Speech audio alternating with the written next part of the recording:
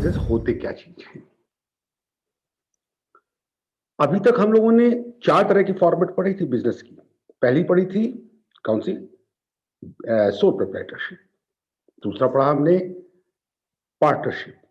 तीसरा हमने पढ़ा ज्वाइंट स्टॉक कंपनीज। और चौथा हम लोगों ने पढ़ा किसके बारे में? चौथा पढ़ा हम लोगों ने कोऑपरेटिव सोसाइटीज की।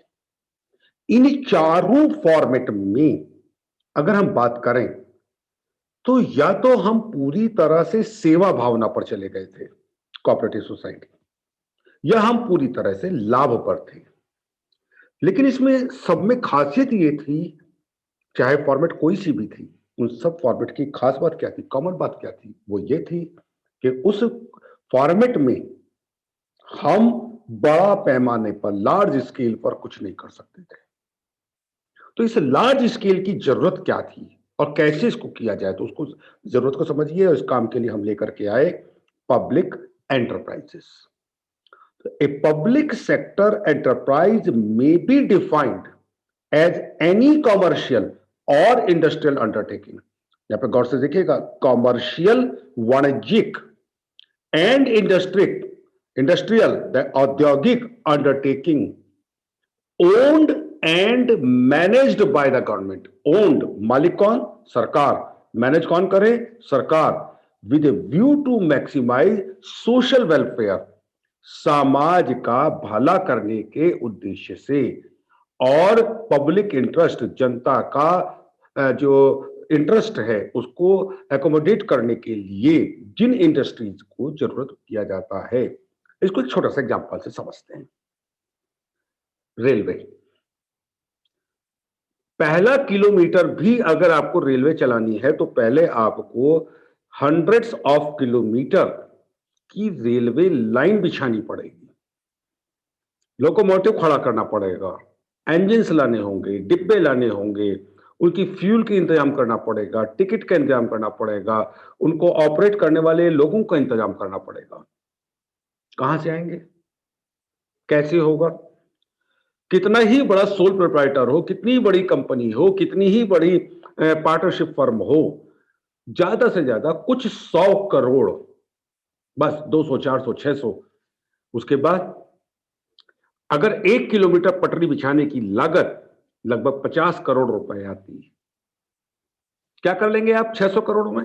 ज्यादा ज्यादा 100 किलोमीटर की लाइन बिछा लेंगे। उसके बाद अगर हमें तो यहां से जाना है कलकत्ता तक, कलकत्ता तक में 1000 किलोमीटर की लाइन, 1200 किलोमीटर की लाइन होगी। कहां से आएगी? कैसे आएगी? कैसे सिग्नलिंग होगी? यहां काम आती है पब्लिक एंटरप्राइज।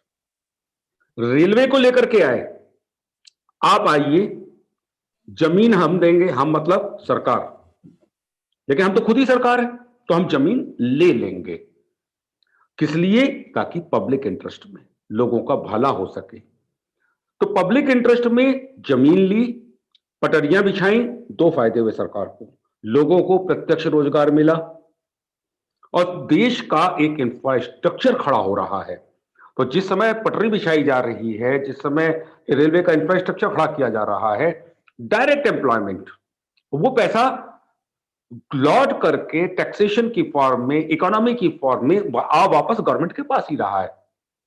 फॉर एग्जाम्पल, एक आदमी को अगर 1 लाख रुपए की सैलरी दी गई तो ये 1 लाख रुपए अपनी जेब में थोड़ी रख लेगा। उसका 30% वो टैक्स के तौर पे वापस गवर्नमेंट के पास पहुंचा देगा, इनकम टैक्स देना है।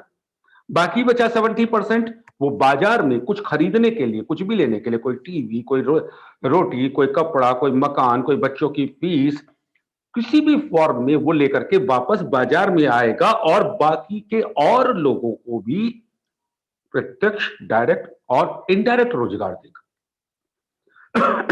तो public interest sector enterprise may be defined as any commercial or industrial undertaking owned and managed by the government with a view to maximize social welfare and uphold the public interest। तो क्या characteristics क्या बनती है हमारी? Government ownership and management. सबसे पहले खास बात क्या होती है? मालिकाना हक किसके पास होगा? सरकार के पास, government.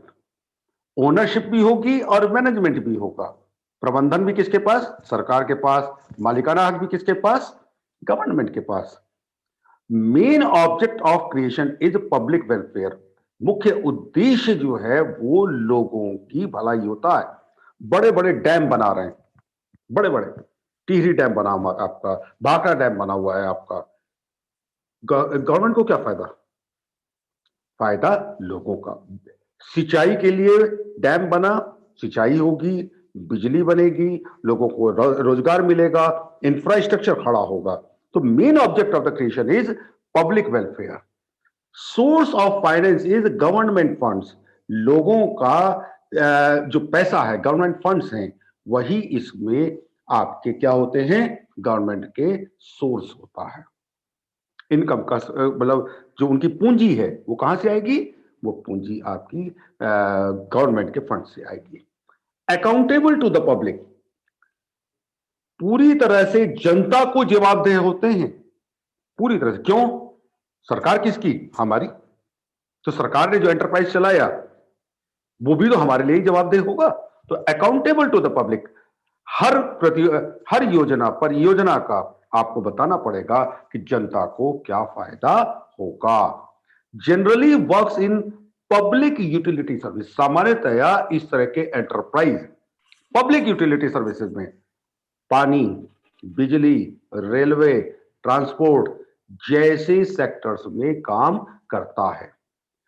Excessive formalities in day to day business, ये इनकी सबसे बड़ी समस्या है।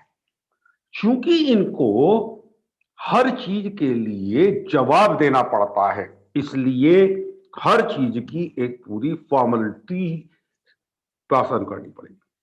फॉर एग्जाम्पल, सर्दियां आ गई हैं और हमें अपनी ऑर्गेनाइजेशन के लिए फॉर एग्जाम्पल एक वो चाहिए क्या कि मान लीजिए एक हीटर चाहिए, 200 रुपए का हीटर नहीं है, ठीक। लेकिन एक सबसे पहले एक जूनियर क्लर्क उसका एक वाउचर तैयार करेगा, उसकी अप्रूवल मैनेजर करेगा, उसको रिकमेंड सीनियर मैनेजर करेगा, उसका टेंडर निकलेगा, उस टेंडर पर 5-7 लोग अपनी कोटेशन देंगे, उसमें से बेस्ट वाली खरीदा जाएगा, फिर वो आएगा, उसका क्वालिटी चेक होगा, कब तक सर्दियां खत्म हो जाएंगी। तो एक्सेसिव फॉर्मेलिटीज बहुत होती हैं। बैलेंस्ड रीजनल डेवलपमेंट, अब यहां पे देखो से देखिए पब्लिक एंटरप्राइजेस की एडवांटेजेस क्या क्या हैं। सबसे पहली एडवांटेज है बैलेंस्ड रीजनल डेवलपमेंट। सरकार के लिए उत्तर प्रदेश, उत्तराखंड जितना जरूरी है उतना ही जरूरी सरकार के लिए दूसरा कोई स्टेट, बिहार भी उतना ही जरूरी है, कर्नाटका भी उतना ही जरूरी है, केरला भी उतनी ही जरूरी है। हम ये नहीं कहेंगे वो साउथ में इतनी दूर उनका क्या करना ना।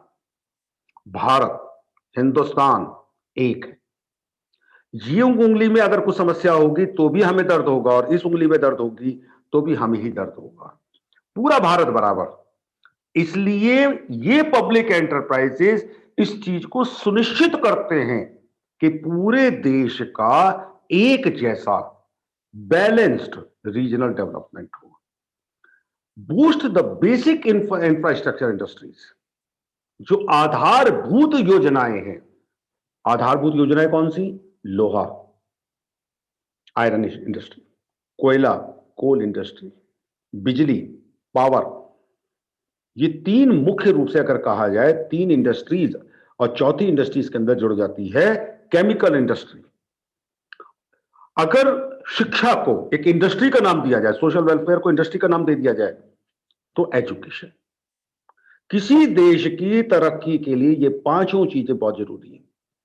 लोहा, बिजली, आपका एजुकेशन, आपका फार्मा दैट इज केमिकल, इनको अगर आप तरक्की करा रहे हैं, इनका आप डेवलपमेंट कर रहे हैं, कोई दिक्कत नहीं। अब आप गौर से देखिएगा, जैसे मैं अभी पिछले लेक्चर में आपको एग्जांपल भी दिया था, कोरोना वैक्सीन बनाने के लिए कुछ हजार करोड़ रुपए की जरूरत है।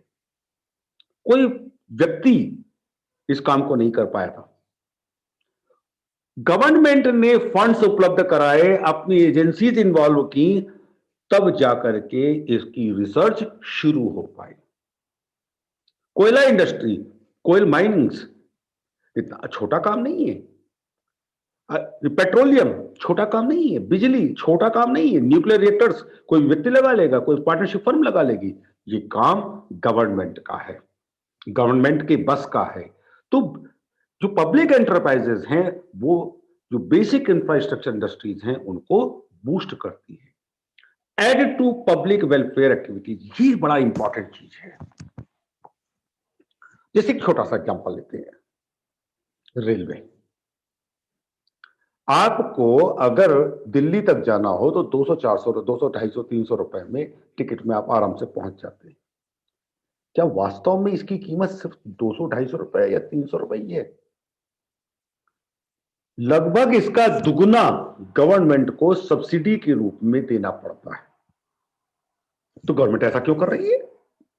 अगर लागत 1000 रुपए आ रही है तो लोगों से 1000 रुपए लो, 250 रुपए क्यों ले रही है? क्योंकि ये पब्लिक वेलफेयर की बात है, जनता की भलाई की बात है। जनता की भलाई के लिए सरकार यहां पर लाभ कमाने के लिए नहीं बैठी है, जनता की भलाई की। अगर कोई पब्लिक कंपनी होगी तो वो कहेगी मेरे 1000 रुपए की लागत आई, 200 रुपए इसके ऊपर प्रॉफिट लेंगे, 1200 का टिकट है, लेना हो लो, नहीं लेना हो मत लो। एयरलाइंस, गौर से देखिए, एयरलाइंस जिस दिन डिमांड बढ़ जाती है वो क्या कहते हैं, आज तो हमारा टिकट 1500 का है, या आज हमारा टिकट तो थोड़ी डिमांड और बढ़ गई 2000 रुपए का टिकट है। क्या रेलवे ऐसा कर रही है? आपको हाईली सब्सिडाइज्ड आपको दे रही है। कोयला, गैस, आपका दवाइयां, बिजली, सब, क्योंकि ये पब्लिक वेलफेयर एक्टिविटीज है। इनके माध्यम से सरकार एक्सपोर्ट्स को प्रमोट करती है। इंडस्ट्रीज लगाई, अब उस इंडस्ट्री का जो आउटकम है कहां खपाएं? एक्सपोर्ट करो। एक्सपोर्ट करने से क्या फायदा हुआ? फॉरेन करेंसी आती है, और सबसे बड़ी बात ये, दुनिया में आपकी एक रेपुटेशन बनती है, एक आपकी साख बनती है। प्राइस कंट्रोल, जैसे छोटा सा फूड कॉर्पोरेशन ऑफ इंडिया, क्या काम है इसका? क्यों सरकार अपने पास अनाज इकट्ठा करके रख रही है? दो कारण। कल को अगर किसी वजह से कोई आपदा आ जाए तो लोग भूखे ना मरे, हमारे पास अनाज है, हम दे सकते हैं, पहली चीज। दूसरी और सबसे इंपॉर्टेंट चीज, अगर पूरी तरह से बाजार के भरोसे छोड़ दिया तो आज किसान ने गेहूं पैदा किया, बाजार में किसान ने गेहूं लेकर के आया, गेहूं सप्लाई ज्यादा हो गई, डिमांड कम हो गई, हम जानते दाम गिरेंगे, किसान को नुकसान हुआ। 6 महीने के बाद जब किसान वही गेहूं वापस खरीदने जाएगा, सप्लाई नील, और लेकिन डिमांड ऊपर उठ रही है। सप्लाई डाउन, डिमांड ऊपर, नतीजा क्या निकलेगा? दाम बढ़ जाएंगे। गवर्नमेंट उस दिन वो गेहूं जो उसने खरीद के रख लिया था, उस गेहूं को कंट्रोल रेट की दुकानों से बाजार में सप्लाई कर देती। नतीजा, लोगों के पास सप्लाई बढ़ गई, प्राइस कंट्रोल हो गया। तो ये पब्लिक एंटरप्राइजेस प्राइस कंट्रोल में मदद करते हैं। Controls monopoly of private sector, इसी चीज को दूसरी तरह से भी कह सकते हैं कि प्राइवेट सेक्टर की मोनोपोली को कंट्रोल करते हैं। Minimises the economic inequalities, economic inequalities, आर्थिक असमानता। जब हम सैकड़ों नहीं हजारों की तादाद में लोगों को रोजगार दे रहे हैं तो धीरे धीरे सब लोगों में आर्थिक असमानता दूर होगी। रोजगार मतलब एक रेकरिंग इनकम आती है, एक लगातार पैसा आ रहा होता है। Ensures social and economic security of the country, आर्थिक और सामाजिक सुरक्षा। अगर हमारा नागरिक भूखा होगा, खाली पेट है, उत्पाद करेगा, बिल्कुल तय। तो सामाजिक सुरक्षा जो हमें इससे दी, क्यों भूखा नहीं रहने दिया, नौकरी दे दी उसको। आर्थिक सुरक्षा और सामाजिक सुरक्षा, ये दोनों पब्लिक एंटरप्राइजेस की मदद से दी जाता है, क्योंकि हम प्रत्यक्ष एवं अप्रत्यक्ष रूप से देश को, लोगों को, समाज को रोजगार देते हैं। और अगर देश में सुरक्षा है, इकोनॉमिक स्टेबिलिटी है, माल बन रहा है, सब तरफ खुशहाली है, तो अंतरराष्ट्रीय स्तर पर देश की साख बढ़ती है, improve credit of the country internationally, and it helps as a shock absorber for international crisis. अंतरराष्ट्रीय स्तर पर जो क्राइसिस आते हैं उनको शॉक एब्जॉर्ब करने में मदद करती है। जैसे फॉर एग्जांपल, इंटरनेशनल मार्केट में एक्स कंट्री ने वाई कंट्री को इन्वेट किया, उसके ऊपर आक्रमण कर दिया, जिसकी वजह से तेल के दाम बढ़ गए। अब अगर बाजार ओपन है, पब्लिक सेक्टर में नहीं है, टोटल प्राइवेट, साहब वहां से कच्चा तेल महंगा आ रहा है, इसलिए हम आपको पेट्रोल महंगा बेचेंगे। उनका तो पता नहीं, आपकी इकोनॉमी ठप हो गई, डीजल मिल नहीं रहा है तो ठप। लेकिन अगर यही पब्लिक सेक्टर है बीच में, तो सरकार क्या कहेगी? कोई बात नहीं, जिस दाम पे आता था उसी दाम पर देते रहो, जो नुकसान होगा वो हम बेयर कर लेंगे। क्यों?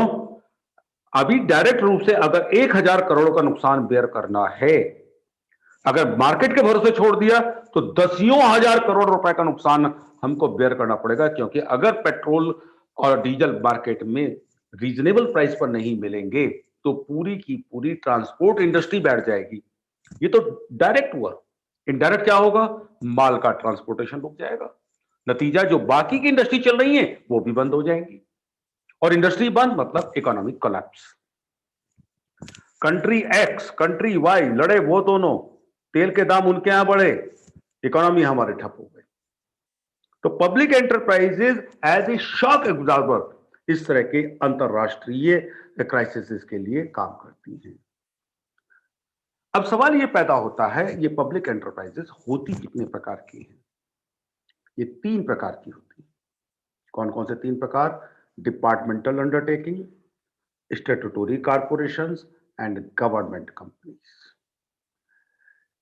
Departmental undertaking. Departmental undertakings are the oldest among the public enterprises. A departmental undertaking is organized, ध्यान से समझिएगा, a departmental undertaking is organized, संगठन कौन करेगा, मैनेज कौन करेगा, फाइनेंस कौन करेगा, by the government, सरकार करती है। संगठन भी उनका, मैनेजमेंट भी उनका, फाइनेंस भी उन्हीं का। It is controlled by a specific department of the government. इसके लिए विशेष तौर पर एक डिपार्टमेंट बना दिया जाएगा। And each such department is headed by a minister, और उस काम के लिए एक मंत्री बैठाया जाएगा। All policy matters and other important decisions are taken by the controlling ministry.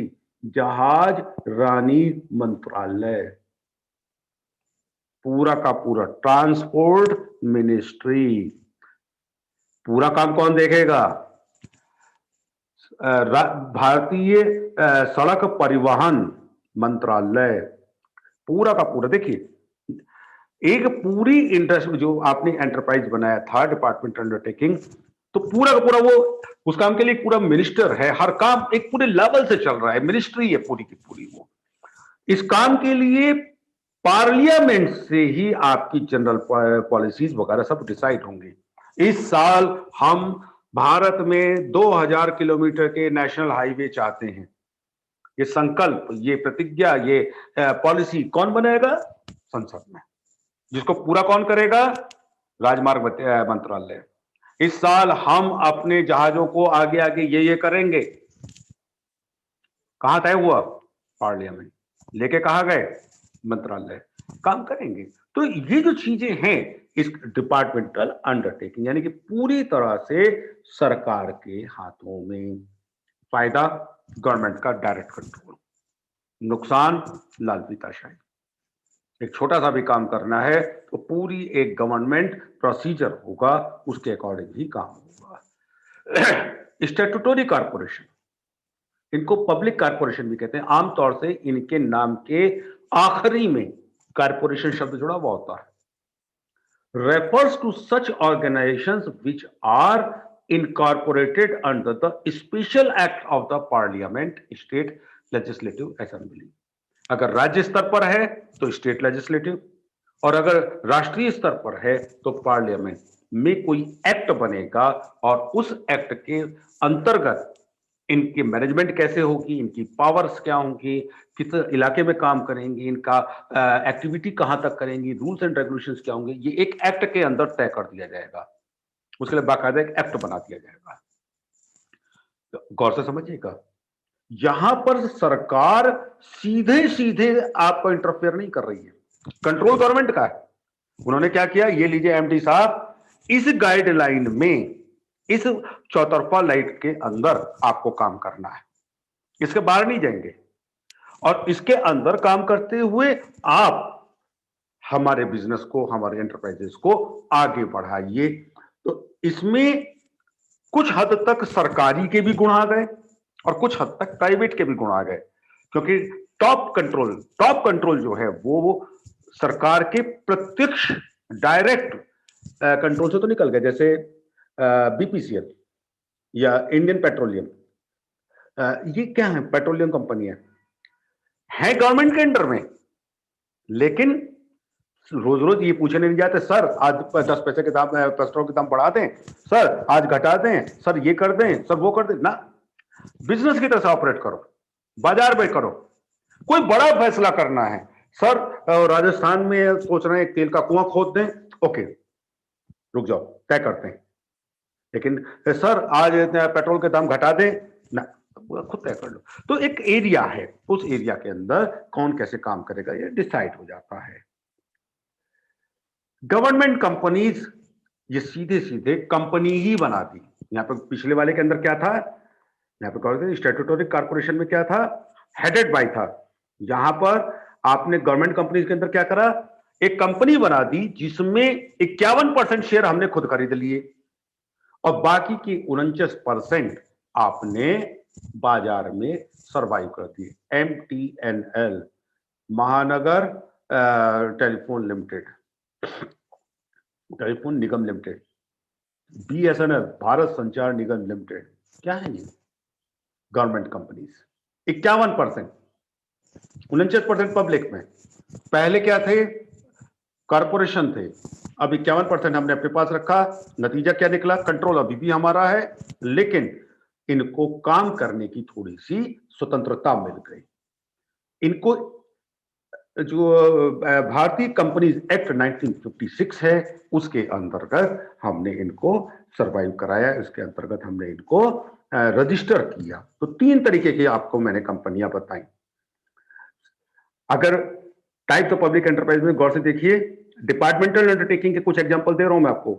Post and telegraph department, railways, all India radio, Doordarshan, ordnance factories, departmental undertaking, इनके लिए बाकायदा एक मिनिस्ट्री बनती है। Statutory corporation, food corporation of India, industrial finance corporation of India, life insurance सब corporation of India. गौर से देखिए सबके नाम के आगे कॉर्पोरेशन लगा हुआ है। Unit trust of India, state trading corporation. Government companies कौन सी हैं, HMT, Hindustan machinery tools limited, steel authority of India limited, SAIL, Hindustan shipyard limited. ये कुछ कंपनियां हैं जो कि आपकी गवर्नमेंट कंपनीज के तौर पर काम करती हैं। इसमें तीनों तरह के देखिए, HMT, Hindustan machine tools limited, एक जमाने में इनकी तूती बोलती थी, पूरी दुनिया में इनकी बनाई हुई घड़ियां मशहूर थी, आज घाटे में है।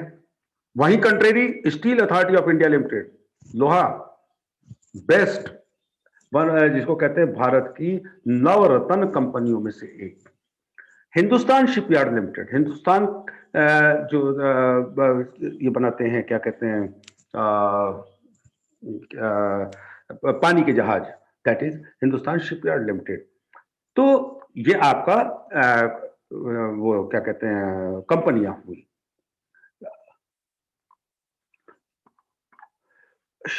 इसमें अब बात करते हैं हम comparative view of public sector companies.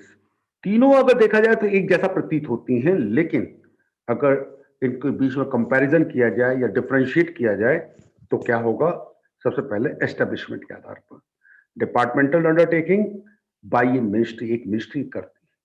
Public corporation under a special act by the parliament or legislative body under a special act. Government company by a ministry with or without private participation. जरूरी नहीं है, दोनों बातें हो सकती हैं, 51% भी हो सकता है, 100% शेयर भी ले सकते हैं. Legal status, no separate entity distinct from the government, सरकारी माना जाएगा, कोई अलग अस्तित्व नहीं है. Separate entity to sue and be sued, ये सबसे इंपॉर्टेंट बात है. सरकार से अलग अस्तित्व है, इसका मतलब आप इसके ऊपर मुकदमा कर सकते हैं और ये आपके ऊपर भी मुकदमा कर सकती है. एंड सेपरेट कॉर्पोरेट एग्जिस्टेंस, मतलब जो अलग से आपका इसका अस्तित्व आपका सामने आता है. कैपिटल, पूंजी, provided out of budgetary appropriation, इसके लिए बाकायदा संसद में बजट पास किया जाता है. जैसे आपने पढ़ते हैं ना, रेलवे का बजट पास किया गया, तो ministry. Provided Holi bye the government, पूरी तरह से बजट इनको दिया जाता है, इनको नहीं पता कहां से आएगा पैसा, क्या होगा क्या नहीं होगा, ये लो पैसे, इतने में काम चलाओ. Part of it may be provided by private entrepreneurs. 49% capital कौन दे रहा है? जनता. 51% कौन देगा? सरकार. Management, government officials, IAS PCS officer जो हैं वो इसको कंट्रोल करते हैं. पब्लिक कॉर्पोरेशंस में बोर्ड ऑफ डायरेक्टर्स इसको कंट्रोल करता है, जबकि गवर्नमेंट कंपनीज में बोर्ड ऑफ डायरेक्टर्स में इंक्लूड प्राइवेट इंडिविजुअल्स, लोगों को बुला सकता है. आगे, control and accountability. Control vest with the minister and the ministry concern, पूरी तरह से गवर्नमेंट इसमें पार्लियामेंट के हाथ में रहता है और यहां government ministry concern. Autonomy, departmental में कोई ऑटोनॉमी नहीं है, इसके अंदर गवर्नमेंट का इंटरफियरेंस मिनिमम है. यहां पर गवर्नमेंट फ्री छोड़ देती है, जो मर्जी करो जाकर के, हमें तो आखिरी में आकर के बता देना प्रॉफिट कितना कमाया. सूटेबिलिटी, डिफेंस, पब्लिक यूटिलिटीज जैसी जगहों पर ये आपके लिए सुटेबल होता है. Heavy industries and service providing enterprises के टाइम पर इस तरह के फॉर्मेट बढ़िया रहता है. एंड हर तरह के बाकी जो कुछ भी बचा उन सब के लिए, all types of industries and commercial enterprises के लिए ये बेहतर रहता है. यहाँ पर मुख्य बात जो ध्यान देने वाली बात है वो क्या है, ध्यान रखिएगा, और जो पिन पॉइंट समझने वाली बात है, छोटे बिजनेस के लिए ये तीनों फॉर्म नहीं होंगे. ये जो कुछ भी होगा बड़े बिजनेस के लिए होगा. मतलब मुख्य ऑब्जेक्ट इसमें क्या होता है, हमारा मेन ऑब्जेक्ट होता है जनता की सेवा करना. इस ऑब्जेक्ट को ध्यान में रखते हुए हम इस तरह की इंडस्ट्रीज को बनाते हैं. आइए वापस चलते हैं अपने टॉपिक के ऊपर.